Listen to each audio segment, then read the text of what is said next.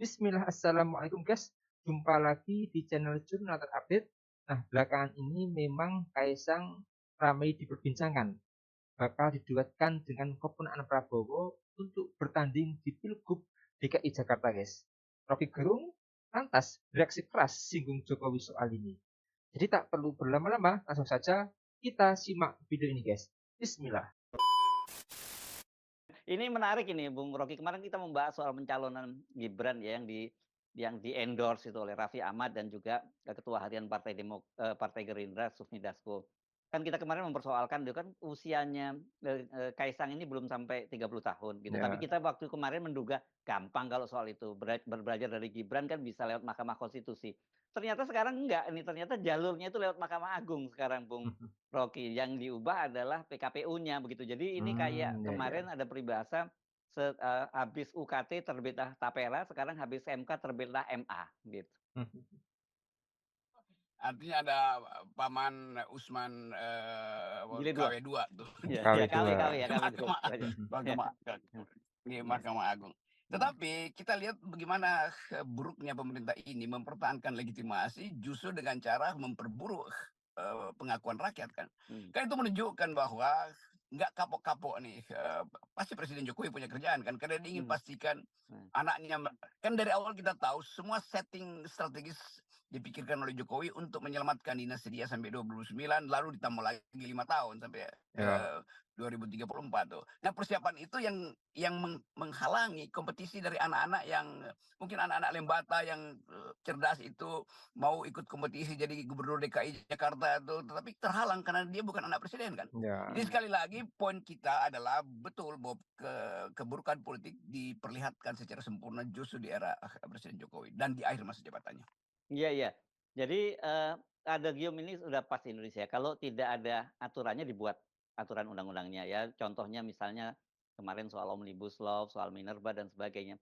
Tapi kalau ada undang-undangnya tetapi merugikan kepentingan rezim atau merugikan kepentingan keluarga Pak Jokowi ya undang-undangnya diubah.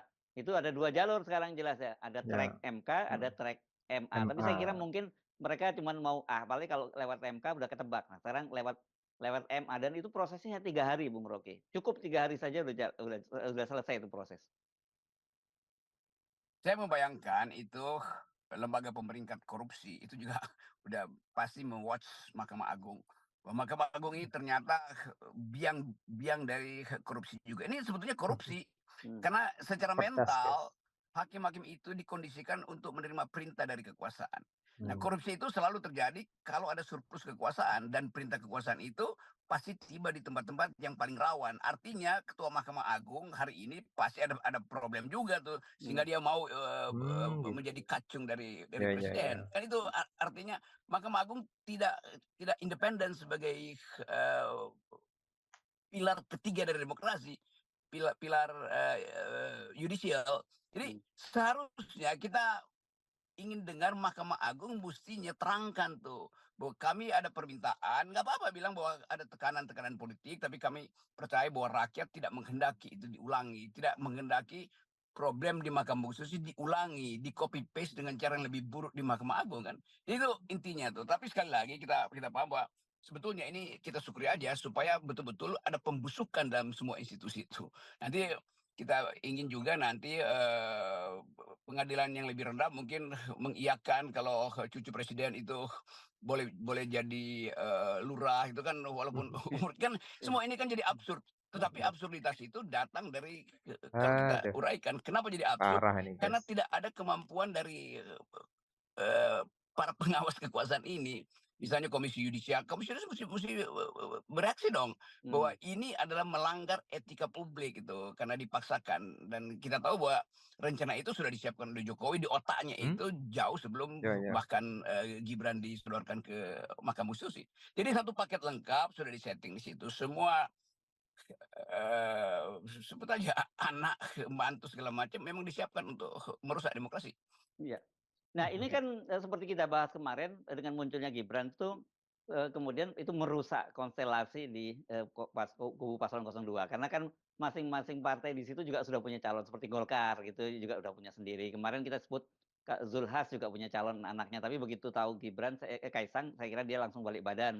Demokrat juga pasti punya semacam itu. Tapi yang menarik, ini saya nggak sempat baca, tapi ada tulisan dari Sahgan Nainggolan, sahabat kita juga, yang dia mengutip dari Kompas ya, menyatakan bahwa Budi Jiwandono dalam wawancaranya itu dengan Kompas menyatakan bahwa dia sudah dapat arahan dari Prabowo Subianto, dia tidak akan maju jadi gubernur Jakarta, tapi dia akan penugasan lain. Gitu Tapi ya ya. sayangnya ketika saya buka link Kompas itu hari ini tidak terbuka. Apakah itu di take down atau mungkin saking banyaknya orang yang mau mengakses gitu, itu pertanyaannya. Tapi kalau memang betul seperti itu, apa yang terjadi? Karena yang mengendorse ini ketua harian loh, jangan main-main loh, bukan aktivis medsos, ini Sufi Daskun. Itu kita bisa baca pikiran Pak Sufidasko tuh. Tentu kita mulai ulas apa urgensinya Dasko memasang poster itu di Ya. sosial media yang dia punya itu. Jelas itu semacam insinuasi untuk menerangkan pada publik bahwa kami sudah punya kader tuh. Tetapi kita juga mesti baca bahwa Dasko itu sangat mungkin juga hanya mengucapkan itu atau dijadikan sebagai pemancing opini publik kan. Tetapi bagi saudara Budi tentu dia merasa bahwa berarti nggak ada konsultasi dong dengan saudara Budi yang dicalonkan di situ kan. Nah ini yang memungkinkan kita berpikir bahwa di dalam Gerindra sendiri terjadi dinamika tuh. Dan orang berupaya untuk mengulas apakah Dasko memang sengaja mendorong Budi itu supaya jadi gubernur DKI sehingga potensi untuk jadi ketua umum Gerindra itu hanya terbuka pada Dasko. Kan semua kecurigaan itu harusnya muncul kan. Jadi Dasko juga mesti menerangkan. Nanti orang anggap bahwa Dasko Gitu. akhirnya tidak patuh dong pada keputusan partai. Itu keputusan pribadi dia. Tapi sekali lagi kita hanya bisa menduga itu.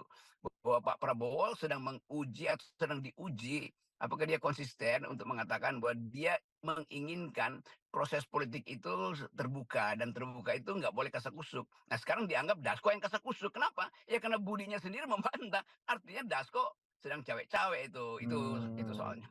Ya, oke. Saya kira soal Budi ini, Budi Jiwandono ya, keponakannya Pak Prabowo ini, saya kira kita masih harus Ya. menunggu kejelasan lebih lanjut karena ada keterangan Habibur Rahman juga bahwa itu belum ada keputusan partai soal itu. Ya, Tapi kalau gitu. soal Kaisang, saya kira apalagi kemudian muncul putusan Mahkamah Agung itu, ya tidak ada arti lain, dia serius.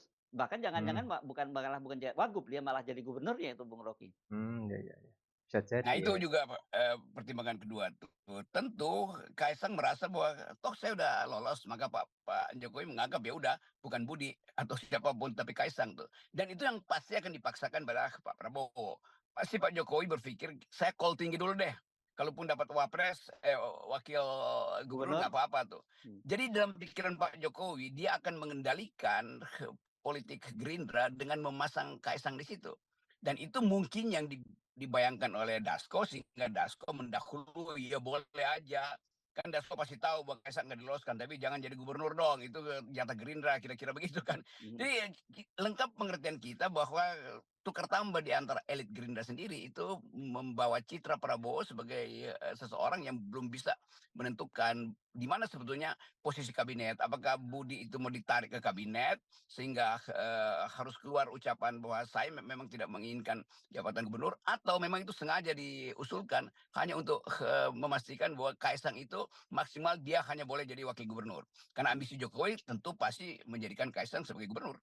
Ya, oke. Ya. Nah, ini menarik ya dinamika di Gerindra. Tetapi gini, kita kalau kembali lagi, kemarin itu kan kita terlambat, baru siang ya kita mengetahui ada putusan Mahkamah Agung itu. Tapi kita bisa duga bahwa orang seperti Pak Dasko dengan akses informasinya, dia pasti tahu lebih duluan karena keputusan Mahkamah Agung itu tanggal 29. Artinya sehari sebelumnya, dan dia kemudian pada malam harinya dia memposting itu di media sosialnya kan begitu.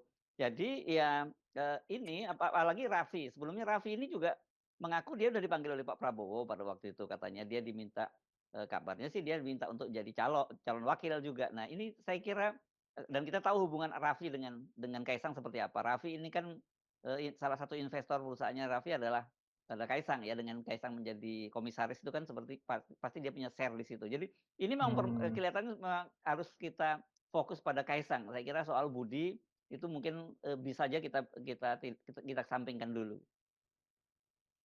Ya akhirnya kita mesti anggap bahwa yang dijagokan sebetulnya memang Kaisang tuh. Mhm, mhm, Budi ditaruh di situ untuk sekedar melindungi bahwa Kaisang itu tidak berbahaya karena mhm. tetap gubernurnya dari Gerindra tuh. Tetapi di ujungnya kita bisa duga dengan kuat bahwa Jokowi akan memaksa Gerindra hanya mencalonkan Kaisang tuh.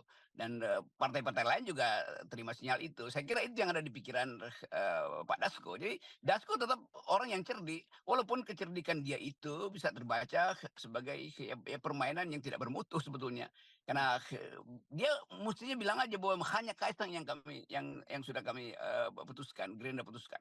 Tetapi kan Gerindra bilang sendiri bahwa enggak, udah ada orang dari kita tuh. Nah, yang maksud orang dari kita juga sebetulnya yang dimaksud orang dari kita adalah orang yang diminta oleh Presiden Jokowi supaya dicalonkan melalui Gerindra, yaitu Kaisang. Jadi Ya, di situ aja kan fokusnya kan. Kan nggak ya, mungkin Mahkamah Agung itu mengubah lagi sesuatu selain hanya untuk kepentingan satu orang. Jadi ini betul. semacam pengulangan aja dalam bentuk yang lebih buruk dari problem yang sama di Mahkamah Konstitusi. Iya, iya, iya. Dan Yang pada apalagi waktu itu ya, memang kalau Gibran yang ditaruh di situ ada problem partai, kan Gibran nggak punya partai. Nah Kaisang, sekarang Gibran sudah punya partai, Kaisang yaitu maksudnya. Kaisang maksudnya, Kaisang bukan Gibran. Kaisang ya yang maksud. Hmm. pada waktu itu di Mahkamah Oh, Konstitusi Gibran oh, nggak mungkin oh, dicalonkan oke. sebagai Hmm. presiden karena dia nggak punya partai. Hmm, hmm, hmm. Sekarang Gibran sudah punya partai, yaitu Gerindra. Dengan kata lain, Kaisang sebetulnya juga anggota Gerindra. Kan mudah sekali kita kita pastikan itu. Oke guys, terima kasih FNN, Bung Rocky Gerung, dan Mas Hersu yang terus semangat dan kritis memberikan pencerahan politik kepada publik. Di putusan MH soal perubahan batas umur calon peserta pilkada dinilai publik sebagai upaya meloloskan Kaisang maju di Pilgub DKI Jakarta, guys. Belakangan ini memang di jagat media sosial itu ramai diperbincangkan. Kaisang bakal diduetkan dengan keponakan Prabowo, Budi Satrio, Jiwandono untuk bertanding di Pilgub DKI Jakarta. Pengamat politik Rocky Gerung turut memberikan komentar yang menohok. Menurut Rocky, pemerintahan saat ini terlalu mencolok soal keburukannya, sehingga publik pun berpandangan kurang baik terhadap pemerintahan saat ini karena ini melanggar etika publik, guys. Rocky Gerung juga menyebut bahwa hal ini terjadi berulang kali dan tidak ada kapoknya.